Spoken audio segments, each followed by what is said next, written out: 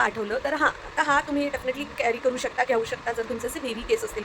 एवढ्या लांब आता बाळाला घेऊन राहणं, कोणाची मदत नाही, काही नाही, हे पॉसिबल नव्हतं. मी जागा घेतली आहे आणि हा फ्लॅट भाड्याने देतात आणि असंच होतं. मग जास्त दिवस लोकं टिकत नाही तिथे. दिवाळीपर्यंत आम्ही नवरात्रापर्यंत कसंबसं राहिलो. खूप त्रास झाला मग तिकडे. तर सुधन्वाला म्हणलं, "नाही हो, तू ऑलरेडी एक्सपिरियन्स घेतलायस, ऐक." हाय, हॅलो, नमस्कार. मी शर्वरी, एक मिलेनियल मॉम म्हणून तुमच्या सगळ्यांचं ह्या ब्लॉगमध्ये खूप मनापासून स्वागत करते. येस, आपण 90s किड्स ज्या आहोत, तर ना आपल्याला लहानपणापासून एक गोष्ट खूप छान शिकवली गेलेली आहे आणि जी मी माझ्या मुलीच्या बाबतीत इम्प्लिमेंट करते, ती म्हणजे संध्याकाळी देखील 4-5 वाजता पुन्हा एकदा छान सगळं आवरून फ्रेश व्हायचं. शक्यतो तर कपडेही चेंज करायचे आणि पुन्हा एकदा हातपाय तोंड धुवायचे, फ्रेश व्हायचं. पुन्हा एकदा सकाळी आपण जसे रेडी होतो, म्हणजे आपण केस व्यवस्थित सारखे करतो, पुन्हा एकदा आपण जे काही बेसिक मेकअप अप्लाय करत असू तो सगळा अप्लाय करतो आणि ही इतकी सुंदर सवय आहे ना. ह्या सवयीमुळे आपली संध्याकाळसुद्धा तितकीच फ्रेश असते. आपण रात्रीपर्यंत तितकंच एनर्जेटिकपणे काम करू शकतो. मला असं वाटतं, कमेंट्स करून सांगा. असं जर मी विचारलं तर ऑलमोस्ट सगळेजण कमेंट्स करून हेच सांगतील की येस, आम्ही देखील असेच रेडी होतो. माझी आजी आज 91 वर्षाची आहे, पण ती देखील अगदी नेटानं अशीच सगळं छान रेडी होते.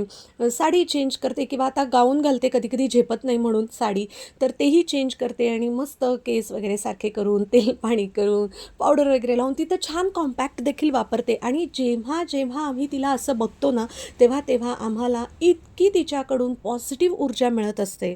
आज तर आणि मला खास गरज होती, कारण आज दिवसभर इतक्या वेळेला इलेक्ट्रिसिटी फेल्युअर झालेले, इतक्या वेळेला विचारूच नका. आणि इथे आत्ता ह्या खोलीमध्ये ना फॅन जर चालू नसेल तर इतकं भयंकर उकडतं आहे आणि लाईट्स नसतील तर असं एकदम अंधारल्यासारखं वाटतं आहे. मागे जे पडदे दिसत आहेत ना, ते जर सगळे मी उघडले तर भरपूर प्रकाश येईल, पण मग तेवढंच आहे की ती प्रायव्हसी पण इकडे मेंटेन नाही होणार, कारण की मुळातच हा भाग एका फ्लॅटची मोठी टेरेस आहे आणि ज्याला बंद करून एक रूम केली आहे. आत्ता एडिट करायचं म्हणजे व्हॉइसवर द्यायचा होता, म्हणून 2 मिनटं काय मी बंद केला फॅन. पुन्हा एवढा सगळा चेहरा चिपचिप चिपचिप म्हणजे संपूर्णच घाम यायला लागला. पण व्हॉइसवर करताना तर फॅनचा खूपच आवाज येईल म्हणून ते बंद करण्याशिवाय पर्याय नव्हता. इथे जे तुम्हाला सगळं माझं सामान दिसतंय ना, जेवढं काही इथे सगळं सामान दिसतंय, इतकंच सामान सेम मी माझ्या आईकडे वरच्या मजल्यावरती ठेवलेलं आहे. तिथे म्हणजे एकतर मेजरली तर माझी बुक्स माझ्याकडे जवळजवळ 100च्या वरतीच बुक्स आहेत. 200-300 वगैरे अशीच बुक्स आहेत माझ्याकडे, सगळी मिळून हां पकडायची तर घरातली. आणि तर ते सगळं मी तिकडे ठेवलं आहे. टी व्ही तिकडे ठेवला आहे. झालंच तर सगळं किचनच्या गोष्टी मी तिकडे ठेवलेल्या आहेत. आणि मग इथे काय आहे, तर इथे मग आमचं बरंचसं कपडे आणि इतर ज्या आपण गोष्टी म्हणतो ना, तर त्या सगळ्या अशा इथे गोष्टी आहेत. आता ना असं झालं की कधी एकदा घर रेडी होईल आणि आपण कधी राहायला जातोय.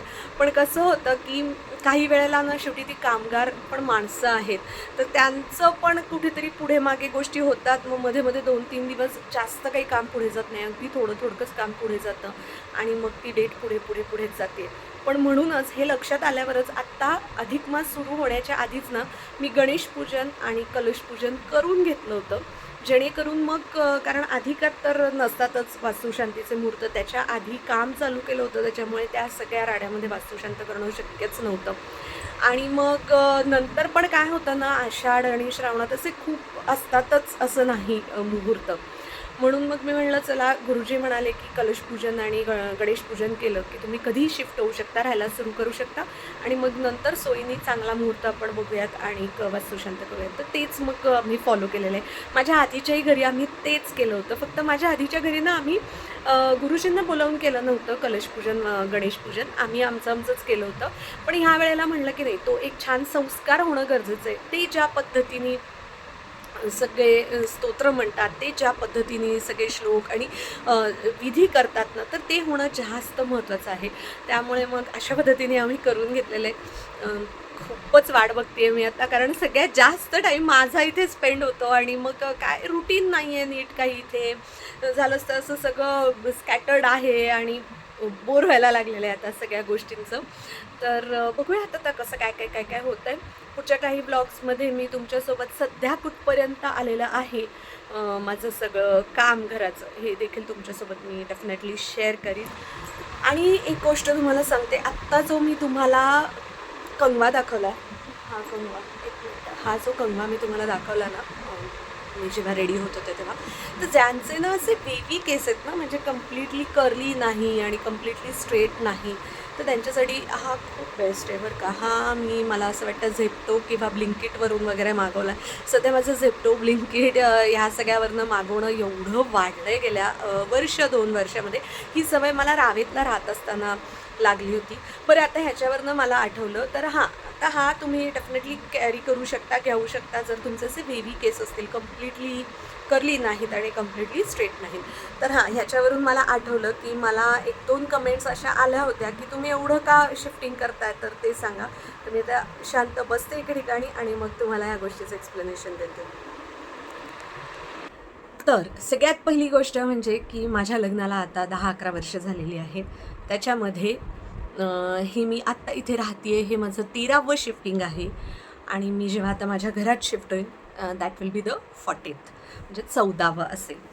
तर गोष्ट अशी आहे की आमचं लग्न झालं त्याच्यानंतर 3-4 महिन्यातच आम्ही आमचं वेगळं राहायला सुरुवात केली. आणि तेव्हा मग पहिल्यांदा आम्ही यांचंच माझ्या इनलॉजचंच एक भुगावला घर होतं, पुण्यापासून जवळ आहे, भुगाव कोथरूडच्या पुढे. तर तिथे राहिलो आम्ही. आणि तेव्हा मी होते प्रेग्नंट. मग 8.5 वगैरे महिने झाले मला प्रेग्नन्सीचे. त्याच्यानंतर मग मी माझ्या आईकडेच शिफ्ट झाले डिलेवरी आणि ह्या सगळ्यासाठी. मग 3 महिने तर मी बाळाला घेऊन तिकडे होते. मग एवढ्या लांब आता बाळाला घेऊन राहणं, कोणाची मदत नाही, काही नाही, हे पॉसिबल नव्हतं. हे मी पहिल्यापासूनच सांगितलेलं होतं सुधनवाला. त्यामुळे मग आम्ही आमच्या घराजवळ शोधलं एक जागा, तरी अगदी घराजवळ नाही माझ्या आईबाबांच्या. माझे आईबाबा इकडे सिंहगड रोडलाच राहतात. आम्ही कर्वेनगरमध्ये जागा शोधली होती. तर तिथे म्हणजे कसं तिथून पेडिट्रिशियन जवळ होते आणि मार्केट प्लेस आणि ह्या सगळ्या गोष्टी जवळजवळ अशा या पद्धतीने. तिथे 2-4च महिने आम्ही राहिलो. तो ओनरचा एक्सपिरियन्स अगदीच वाईट आणि बॅड होता आणि ह्याच्यामुळे खूप सुधन्वाला देखील खूप मेंटली त्रास झाला. आणि मग तिथून आम्ही शिफ्ट झालो इकडे सिंहगड रोडला. पहिल्या मग ज्या जागी आम्ही शिफ्ट झालो माझ्या आईबाबांच्या घराजवळ, तिथे पण 3-4 महिने राहिलो. पण तिथे ना दुर्दैवाने शेजारनं असे काहीतरी फार वियर्ड होते. इतकी निगेटिव्ह फिलिंग येत होती ना, म्हणजे ती बाई अशी काहीतरी एकटीच बाई राहायची, वयाने अशी वयस्कर होती आणि ती काहीतरी खूप वियर्ड वागायची. म्हणजे सांगता नाही येणार मला, अशी काहीतरी खूप निगेटिव्ह फिलिंग येत होती, वियर्ड वागत होती. आणि मग नंतर हळूहळू ना आम्हाला तिकडे खूप लोकांकडून पण कळलं त्या बिल्डिंगमधल्या की ती जरा अशीच आहे, तशीच आहे. आणि म्हणूनच ते ॲक्च्युली जे ओनर आहेत ते सोडून गेले, दुसरीकडे त्यांनी जागा घेतली आहे आणि हा फ्लॅट भाड्याने देतात. आणि असंच होतं, मग जास्त दिवस लोक टिकत नाहीत तिथे. मग तिथून परत मी अगदीच माझ्या आईबाबांच्या कॉलनीमध्ये एका बंगलोमध्येच खालचा मजला रेंटनी होता, तिथे शिफ्ट झाले. तिथे आम्ही एक 4-5 महिने वगैरे राहिलो. आणि मग सुधनवाला ट्रान्सफर आली डेहराडूनची, दिल्लीजवळ जे डेहराडून आहे तिथे. मग डेहराडूनला मी सगळं सामान शिफ्ट केलं. 3-4 महिने आम्ही तिथे राहिलो.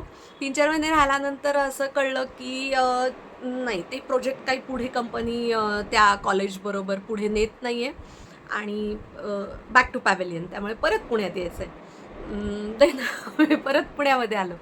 पुण्यात आलो मग असंच आत्ता जे व्लॉगमध्ये तुम्ही साधारण मागच्या वर्षी जूनमध्ये वगैरे बघितलं असेल घर, तर त्याच जागेमध्ये आम्ही शिफ्ट झालो. म्हणजे माझ्या आईबाबांनीच ती जागा बघून ठेवली वगैरे आणि मग आम्ही तिथे शिफ्ट झालो. तिथे आम्ही वन्स अगेन 6-7 महिने राहिलो. पण तिकडे पण ना तेच, ते आजी आजोबा वयस्कर, ते वरती राहणार आणि त्यांचं काहीतरी, म्हणजे त्यांचं असं होतं की पाणी येईल ना, तर तेव्हा सकाळी 7ला पाणी येईल, तर 9-9:30पर्यंत वापरायचंच नाही. त्यांची सगळी कामं, सगळं त्यांची बाई येऊन गेली की मग त्याच्यापुढे मग मी नळ ओपन करायचा, मग मी वॉशिंग मशीन लावायचं, मग मी भांडी घासायची, मग मी जे काही प्यायचं पाणी भरायचं आहे वगैरे करायचं, आंघोळी वगैरे त्यानंतर करायच्या. तर मग हे फारच व्हायला लागलं आणि मग काय ते जमेच ना त्यांच्याबरोबर. म्हणून मग पलीकडच्या एका सोसायटीमध्ये मीच जाऊन जागा शोधली आणि मग त्या जागेमध्ये आम्ही मोजून बरोबर 1 वर्ष राहिलो, म्हणजे अगदी कट टू कट 1 वर्ष 365 दिवस. मी इन द टाईम आम्ही आमचं स्वतःचं घर घेतलं 1 BHK आणि ते जिथे राहत होतो तिथून साधारण 1.5 किलोमीटरच्या अंतरावरती आम्ही घेतलं आणि पहिल्यापासून आमचा थोडासा कल हा रेडी पोझिशनकडेच जास्त होता. त्याच्यामुळे मग ते सगळ्या त्या सोसायटीतले पूर्ण फ्लॅट्स विकले गेले होते. तो एकच शिल्लक होता आणि तो बहुतेक आमच्याच नावाने होता म्हणून मग तिथे आम्ही ती सगळी प्रोसिजर केली आणि मग आम्ही तिकडे थोडंसं बेसिक काही कपाटं वगैरे ह्या गोष्टी आमचं असं स्वतःचं काहीच मोठं संसाराचं सामान नव्हतं, तर मग ते सगळं आम्ही तिथे घेतलं विकत आणि थोडंसं काही करून घेतलं जागच्या जागी आणि तिकडे आम्ही शिफ्ट झालो. तिकडे बरोबर मोजून 5 वर्ष राहिलो आणि मग त्याच्यानंतर मागच्या वर्षी आम्ही रावेतला शिफ्ट झालो होतो मार्च महिन्यामध्ये. येस, फेब एंड मार्चमध्ये वगैरे आम्ही तिकडे शिफ्ट झालो आणि तिथे पण मोजून 1 वर्ष राहिलो आम्ही. इट वॉज अ ट्रायल की हिंजवडी जवळ आहे तर मग आपल्याला तिकडे राहून जमतं आहे का आणि बघूयात. आणि मग जमलं तर आमच्या प्लॅनमध्ये होतंच की आम्हाला 2 BHK घ्यायचं आहे, तर आपण तिकडे घेऊयात का PCMC आणि अराउंड द एरिया, कारण लांब पडतं सुधनवाला ऑफिसला रोज जायला. पण म्हणून आम्ही ट्रायलसाठी म्हणून एकदम तिकडे शिफ्ट झालो, पण ते काही आम्हाला जमलं नाही, आम्हाला तिथे आवडलं नाही, पटलं नाही आणि इलेक्ट्रिसिटी पाण्याचे विचित्रच प्रॉब्लेम्स होते तिकडे रावेतमध्ये. मग नंतर आम्हाला असंही कळलं की ते असं एक कागदोपत्री नुसतं दाखवलं आहे की ते कॉर्पोरेशन अंडर आहे PCMCच्या, पण ॲक्च्युली ते नाही आहे वगैरे. म्हणलं जाऊ दे, मग आता म्हणलं ऑलरेडी इकडे आपल्याला असे एक्सपिरियन्सेस आलेले आहेत, तर आता कुठे परत ट्राय आऊट करा आणि एकदा विकत घेतलं की मग तिकडे राहणं तर भाग असतं, कारण की ते सेल आऊट करा आणि मग परत दुसरीकडे, हे तर खूप मोठं असतं, हे नको करायला आपण. आणि कोणी माहितीतलं पण नाही आहे की एक्झॅक्टली आपल्याला कुठे जागा काही सांगेल त्या एरियामध्ये राहणारं. म्हणलं नकोच, जाऊ देत. अगेन आम्ही परत इकडेच पुण्यामध्ये यायचं ठरवलं आणि मग आता इथे पुण्यामध्ये आत्ता तुम्ही जे बघितलंत मागच्या वर्षी जूनमध्ये आम्ही आलो, ज्या जागी आम्ही डेहराडूनवरनं आलो होतो, तर तिथेच मग परत आम्ही त्यांना विचारलं. कारण एक तर खरं सांगू का, ती चूकच झाली. एक्सपिरियन्स होता की ते कसे वागतात, बट काय झालं होतं, आम्ही म्हणलं की ठीक आहे, माणसं बदलतात ना, म्हणजे वयानुरूप, एक्सपिरियन्सनुरूप. तर म्हणलं आता इथे मध्ये एवढी 10 वर्ष गेलीत तर ते बदलले असतील, जवळ आहे तर बरे. आणि आपण बघतोच आहे लवकरात लवकर रेडी पोझिशनमध्ये फ्लॅट, तर आपल्याला काही जास्त दिवस राहायचं नाही आहे वगैरे. पण अगेन तिकडे मग दिवाळीपर्यंत आम्ही नवरात्रापर्यंत कसं बसं राहिलो, खूप त्रास झाला. मग तिकडे त्या काकू आजी त्या खूपच हे करायला लागल्या, असंच नाही पाणी वापरायचं, तसंच नाही हे करायचं, खूपच करायला लागल्या कटकट. म्हणून मग शेवटी मग आम्ही इथे जिथे आत्ता फ्लॅट बघितला तर तिथे आधी आम्ही रेंटने विचारलेलं. मग रेंटने पण आम्ही इथे कसं झालं, ती चूक जरा सुधनवायची होती की त्याला मी म्हणलेलं की ना, जरी आपण रेडी पोझिशनमध्ये घेतलं तरी इंटिरियर आणि ह्या सगळ्या गोष्टी होऊन ना वेळ लागतो. असं 1-2-3 महिन्यात गोष्टी होत नाहीत. आपण पण सगळ्या गोष्टींची तजवीज करणार, होम लोन आणि ह्या सगळ्या गोष्टी. तर त्याला म्हणलं होतं 4-5-6 महिन्यांसाठी वगैरे बघ किंवा वर्षभरासाठी, आणि कमी वेळात झालं तर आपण ते सगळं परत हिशोब मांडूयात, त्यांना व्यवस्थित हिशोब देऊ, हँडओव्हर करू आणि 1 मंथ नोटीस देऊन आपण शिफ्ट होऊन जाऊ आपल्या घरी. पण ते त्याला काही पटलं नाही आणि मग त्याला पटलं नाही, त्याच्यामुळे मग 2 महिन्यात फक्त आमचा घराचाच व्यवहार झाला.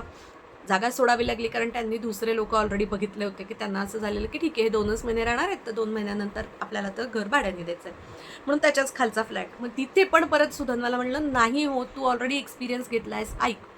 पण त्यांनी म्हणलं त्यांना, आणि त्यांनी तर ऑलरेडी पाहिलेलंच होतं, म्हणजे आम्ही मधला 1-2 महिने त्यांचं ते रिकामं ठेवणार होते आणि त्यांनी ऑलरेडी एकांना कमिट केलेलं होतं. सो मग म्हणलं ठीक आहे, 2-3 महिने तर 2-3 महिने, म्हणून मग आम्ही तिथे राहिलो. आणि मग तिथून नंतर मग आता इथे आलो ह्या रूममध्ये, कारण की स्टील थोड्या गोष्टी पेंडिंग आहेत इंटेरियरच्या, आणि मला ते चालू कामात राहायला जायचं नव्हतं. ते खूप राडा होतो त्याचा, आणि ते खूप दररोज सगळं आवरा आणि दररोज सगळ्यावरती धूळ बसणार, सगळं खराब होणार, आणि ते काही मला करायचं नव्हतं. सो मग इथे ॲडजस्टमेंट अशी करून घेतली आम्ही. तर हे उत्तर आहे की असे का आम्ही वेगवेगळ्या कारणांनी आम्ही प्रत्येक शिफ्टिंग झालेली आहेत. आणि मी तर पहिल्यापासून या गोष्टीला चॅलेंज म्हणूनच घेतलं, किंवा काय म्हणूयात, काहीतरी बदल आहे आयुष्यामध्ये, गो विथ द फ्लो अशा पद्धतीने घेतलं. पण सुदन मला अशा कुठल्या गोष्टींची सवय नव्हती, त्यामुळे सुरुवातीला त्याला ह्या सगळ्या गोष्टींचा खूप त्रास झाला. पण अल्टिमेटली त्याला ह्या सगळ्या गोष्टी समजल्या, त्यांनी स्वतःला नीट ते मॅनेज करून घेतलं त्याच्यामध्ये. आणि त्याला कळलं की हे का होतं आहे, कशामुळे होतं आहे, ठीक आहे मग असं होतं आहे तर just go with the flow, त्याला काही दुसरा इलाज नाही. अशा पद्धतीने आमची ही सगळी संसाराच्या शिफ्टिंगची कहाणी आहे. खूप तुम्हाला उत्तर मिळालं असेल ज्याने हा प्रश्न विचारला होता. मला आत्ता त्यांचं नाव आठवत नाही आणि मधल्या काळात मला एवढ्या कमेंट्स येऊन गेलेल्या आहेत की मला एक्झॅक्टली आत्ता कोणत्या व्हिडिओखाली त्यांनी, कोणत्या ब्लॉगखाली त्यांनी कमेंट केली होती ना हे आठवत नाही. आठवलं असतं तर मी ते शोधलं असतं आणि त्यांचं नाव इथे मेन्शन केलं असतं.